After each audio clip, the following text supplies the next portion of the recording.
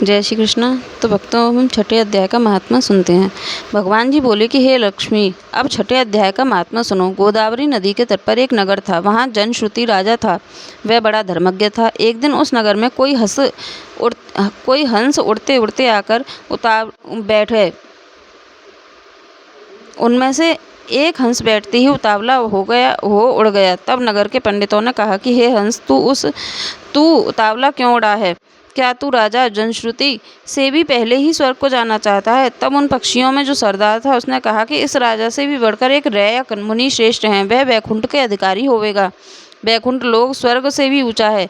जब यह वार्ता राजा ने सुनी तब मन में विचार किया कि मेरे से उसका पुण्य अधिक होगा जिसकी यह हंस स्तुति करते हैं। यह विचार कर राजा ने कहा कि चलकर उसके दर्शन करने चाहिए। तब राजा ने सारथी से रथ मंगवाकर उस पर बैठ प्रथम श्री काशी जी में जाकर गंगा स्नान कर ब्राह्मणों को दान दिया और विश्वनाथ शिवजी के दर्शन किए। फिर लोगों से पूछा कि यहाँ रैयक मुनि रहते हैं? लोगों ने कहा नहीं। तब राजा दक्षिण दिशा को गया। वहाँ भी स्नान ध्यान कर दान दिया और द्वारकानाथ को परसा। फिर लोगों से पूछा कि यहाँ कोई रैयक मुनि रहते हैं?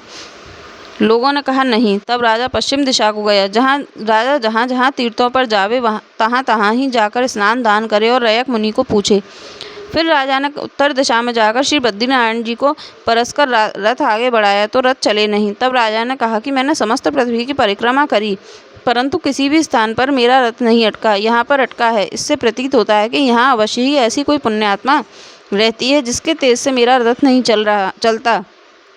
तब राजा रथ से उतरकर आगे चला तो देखा कि पर्वत की कंदरा में मुनि बैठा है जिसके तेज से सूर्य की किरणों के समान प्रकाश हो रहा है। तब राजा ने प्रकाश को देखते ही कहा कि यह रैयक मुनि होंगे। जब राजा ने दंडवत कर चरण वंदना करी तथा हाथ जोड़कर स्तुति करी तब मुनि ने राजा का आदर किया और कहा कि हे पृथ्वीनाथ, तू चारों धाम को परसनहार पुण्यात्मा है। तब राजा ने मुनि से पूछा कि हे मुनिनाथ, आपका ऐसा तेज किसके बल से है? मुनि ने कहा कि हे राजन, मैं नित्य प्रति गीता जी के छठे अध्याय का पाठ करता हूँ। इस कंदरा में उसी का प्रकाश है। यह सुनकर राजा ने अपने पुत्र को बुलाकर कहा कि हे पुत्र, आज से तू राज्य कर। अब मैं तीर्थों को जाता हूँ। तो इतना कहकर राजा ने राज्य का त्याग दिया और रैयक मुनि ने श्री गीता जी के छठे अध्याय का पाठ आरंभ कर दिया। तब तो वह राजा भी पाठ करने लगा। उस पाठ के प्रताप से राजा त्रिलोकदर्शी हो गया। इस प्रकार दोनों को वन में रहते रहते कई वर्ष बीत गए। एक दिन प्राणायाम करके दोनों ने देह त्याग दी। तब स्वर्ग से विमान आए जिन पर बैठकर वे बैकुंठ को गए। छठे अध्याय का महात्म संपूर्ण हुआ। अब हम कल श्रवण करेंगे 7वां अध्याय। जय जय श्री राधे। जय जय श्री कृष्ण।